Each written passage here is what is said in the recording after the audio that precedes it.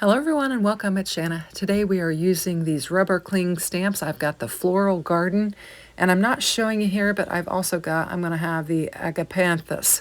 And these are Stampendous rubber cling stamps that I'm using, and we're just going to get to stamping them up.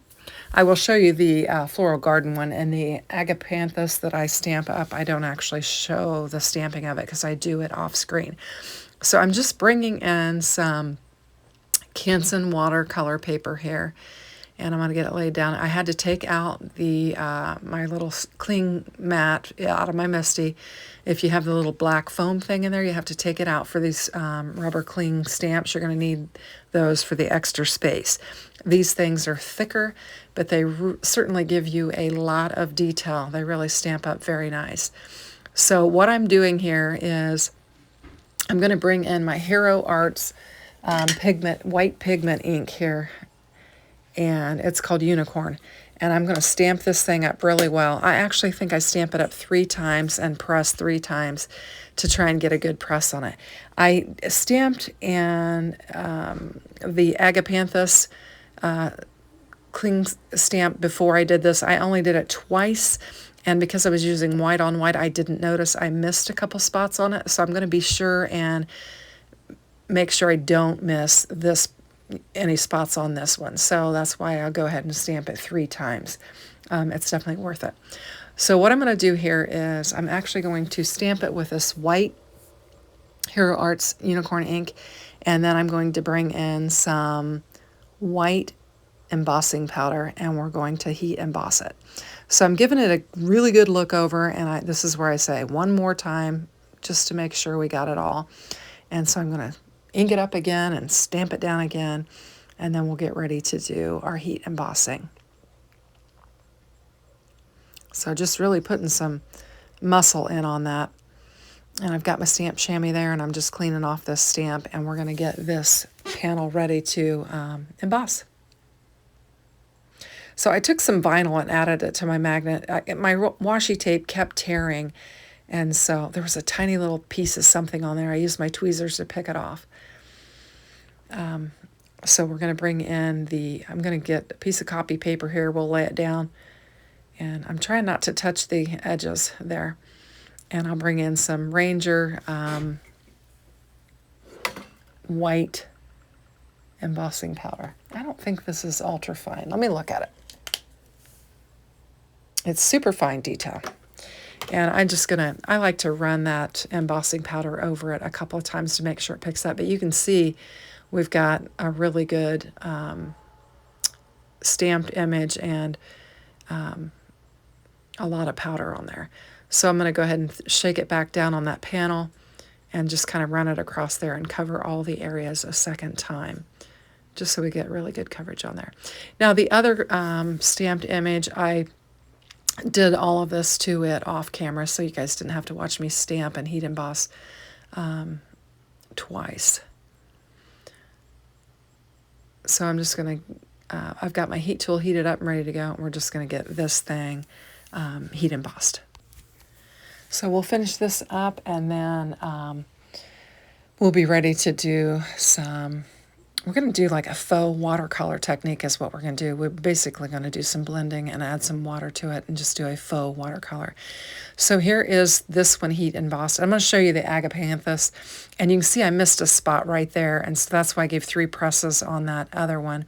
But I've got these all ready to go, and like I said, we're going to do a faux watercolor treatment on here. I've got a couple of inks from my Distress Oxides. I've got Kitsch Flamingo, and I can't think of what the other one is. I'm not sure. Anyway, but we're just going to use these 2 colors. It doesn't matter what colors they are. You guys can use any color that you want. And I'm just going to lay some ink down. I think that's tumbled glass. And just lay some ink down just in different spots. It's going to be real splotchy and blotchy and you know, kind of carefree, and it's going to be fine. It's not going to matter. We're just going to get some ink down in some different areas. And what I'm doing here is I'm kind of hitting the bigger flowers with that pink, and then I'll hit the smaller flowers and the leaves with the tumbled glass. And so that's what I'm doing, and I'm just wildly blending on here. Not much concern for smoothness or anything like that. So we're going to lay this blue down on here, and we're just going to kind of fill in some of the spots and do some overlapping of the pink, and just get some of this blue laid down on here.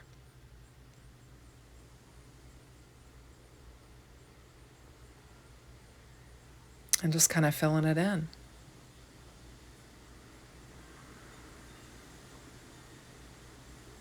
And I'll just keep kind of adding in just to kind of get good coverage. I think we've got plenty of ink on there at this point. I'm going to bring some more, just pick up that pink off the desk and just throw some more of that pink down on there and fill in a little bit more, a little bit heavier. And we're done. So now what I'm going to do is I'm going to just spritz it with my Spellbinders continuous spray bottle. And I put a good amount of water down on here. Now I'm just going to lay it aside and just let it wick out. Clean up this mess, and we're going to go ahead and move on to the next one. So this is the Agapanthus, and I'm going to bring in, what do I do on this? I think I just do pink and purple on this is what I do. And so I've got that pink blending brush with that Kitsch Flamingo on there, and I'm just going to lay some of it down in some different areas on this. And then I think I'll bring in Wilted Violet as what I'll use next on this. And still, we're just kind of haphazardly blending, not worrying if we've got, dark spots or blotches, and just kind of laying some ink down on here. And then I'm going to bring in the Wilted Violet, and I didn't have a big, wonderful Spellbinders blending brush for it, so I'm just using one of my detail brushes. And you can see I'm, getting real blotchy here and kind of spotty, and it'll be okay. Now this one doesn't blend out as well as the other one did, and I think part of it is the issues that I had with the embossing on it. I don't know. It could be the blending brush, or it could be the amount of water, because I do put less water on this one and it doesn't wick as much as the other one does. So I think it was a water consistency, it was what it was. But we will, we're going to work with both of these, and we get two pretty nice cards when we get done in the end. We also get an extra add-on bonus with one of the panels. So I'm just going to lay it aside, let it wick out as well, and then we'll come back in when they're dry. So I've got them both dried out. You can see this one, the blending is just fantastic, the way it wicked out. This one's a little bit spottier, but we're going to be able to use it. I'm going to start with it first, because I think it's going to be probably the most challenging to get the area that I want to get, because we've got, quite a bit of spottiness on there. I wonder if I could have added some water after the fact and just let it wick out some more. I think I probably could have. So I've got a nested die here. I'm just going to get it laid down out on there. And I'm trying to lay it down to where I really don't have an area where I've missed a lot of the heat embossing. And we're going to get a cinnamon on there, so some of that blotchiness will get covered up. So I'm just going to carefully pull that off so I don't rip it with my tape. And we've got a pretty little panel there that we're going to work with. So here are all my pre-planned elements. I've got my card base, A2 size. I brought in that scallop bell and bow nested die set. I've got a hello that is from an old set. It's called Sending Sentiments, and it's a club kit from, I think, November of 23. Anyway, I have cut a frame out with the bell and bow nested dies, and I've actually kept this piece that was cut away from my background piece. So we're going to use all of the elements. And then the inside of the frame, I saved it for this particular card. We're going to, or actually another card. I saved it for another card and put it in my stash. I was getting confused there. That frame kind of threw me off. I thought I laid it underneath here, but I actually didn't. So I'm making the most out of that card, that piece of card stock there, because I've got a background panel, I've got a frame, and then I've also got a layering piece that I can layer another card on. So I'm just laying some foam tape down on there. I probably didn't get quite enough on there, so I'll put more on the next layer, and that'll kind of firm it up, so I won't have to worry about smushing or whatever. And so now we've got this, and then we're going to put this little frame around it, and I think that'll be cute. And we're just going to get it laid down on our panel. So I'm going to lay the frame down first on this lighter purple, and then we'll pop up the panel and kind of tuck it in there.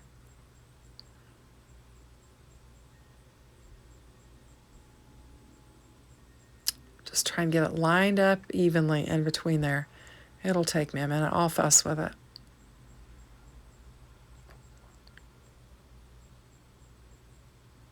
Just try and get it nicely positioned there.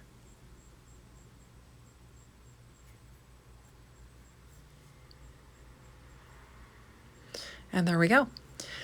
So we're just going to inset this within that frame. I am going to bring in some foam tape and pop it up. And I'll get 3 pieces on here, and it'll be a good solid piece once we get it laid down on there.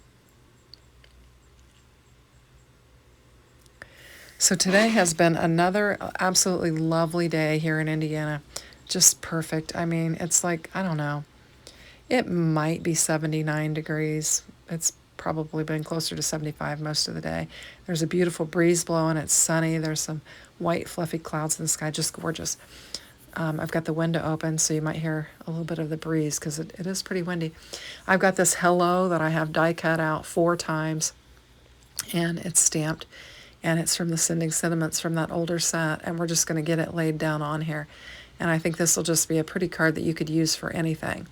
Now I'm going to position it where we've got a little blotchiness and kind of cover that up and just kind of mask it. And I think this is really, really pretty. I think it's a fun technique that you can do pretty quickly and really have kind of a neat result from it. Kind of a faux watercolor technique. I've got some purple gems I'm just going to lay down on here. Just add a little extra bling to it, and then we're going to move on to our second card.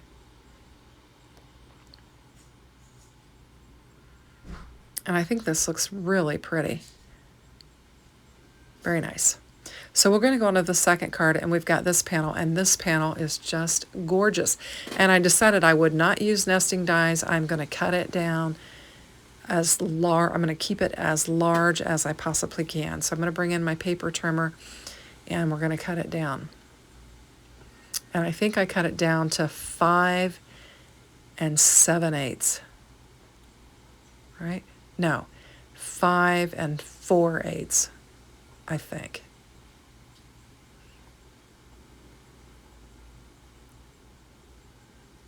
And then I'm going to go to 4 2/8, I think. Or something like that. Anyway. I kept it as large as I could. And it's just simply beautiful. I don't think it needs a lot because it's such a pretty panel. So we're going to bring in our card base, and I'm going to bring in some Spellbinders cardstock that we're going to layer on it, and we're just going to have the tiniest little frame around there because I wanted to keep as much of that panel as I possibly could. So we're just going to lay it down. We're going to keep this one very simple. I want to let that panel just show off. So we'll get this one laid down on here. And I'm just going to layer it up. I'm not even going to pop it up. I'm going to keep it as simple. And honestly, if you just did this technique, you know, with the white heat embossed and then the ink and, you know, kind of let it run and then just lay it down. I mean, it's really very, very simple process. And you could probably batch make a lot of cards. So isn't this gorgeous? I just think it looks beautiful. Now I've got the Sending Love and Happiness that we're going to use for our sentiment. And the Sending I've got probably 4 layers of. This one is just a single layer. I'm just going to get it glued down, and then we'll get our Sending laid down on there. And we've got a beautiful card. I'm not even going to add any embellishments to it. A lot of times I'm not good at positioning the enamel dots. I'll just say that. And so rather than risk misplacement of them and covering up this beautiful panel. I'm just not going to add any. Just give it a good press. Now here's our 2 cards, and I thought I was done, and I shut the camera off, took it down, and brought it back up, and I thought, no, I've got to use this piece. And so I've got the camera at a really awkward angle, so I apologize for that. But I just want to show you what I did with that strip. I'm going to take it down to, I think, 1.5. And just trim it. We're going to make a bookmark with this. And I think I wind up trimming off part of the bottom as well. There's a little bit where it's actually the pink top where there's not embossing on there, so I went ahead and cut it off. And then I'm going to grab a piece of the same cardstock that I used for the card, and we're going to make a backer piece for this. And I think I just do, I don't know, 1/8 of an inch larger than what I have, so that I just have a small edge around it, just like we do on our card. And I'm going to make a bookmark. And I know exactly who this card is going to go to, and the bookmark. I've got a friend who's having a birthday in September. I'm going to get this thing laid down on there, create a bookmark out of it, and I'm going to get it in the mail. So I've got this laid down on there. Now I know that I have got that documenting label set that I just got from Spellbinders, and it has a reinforcer for a tag. So I'm going to take my cardstock, and I'm going to die cut a couple of those out, and we're going to bring it in, and we're going to reinforce the hole that I'm going to put in this for our bookmark. And I'm just bringing in my Crocodile, and I'm just going to try and center it best I can. Put a little hole in there. I took my time because I was trying to get it right. And then we'll lay these reinforcers down on there, and we've got a really pretty bookmark. And it's sticking to my fingers because at this point in the video process, I've got glue everywhere, and they're sticking to my fingers.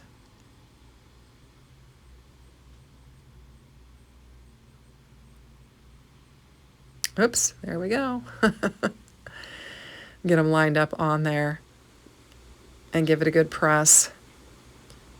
And then I'm going to take my little poke tool and just kind of clean it up a little bit in there.